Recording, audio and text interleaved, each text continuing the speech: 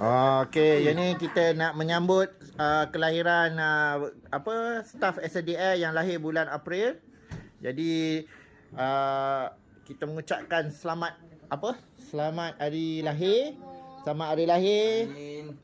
Semoga diberkati usia dan kesihatan, diberi kesihatan tubuh badan. Yang penting sihat. InsyaAllah. Sihat, dapat menjalankan tugas dengan baik. Jangan stres. Kalau stres dengan bos, simpan, jangan luah.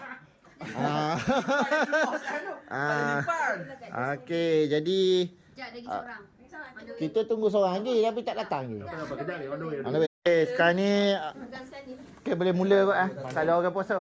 Berstiga bulan April. Puan Rojaimah. Satu lagi mana? Seorang lagi. Ni.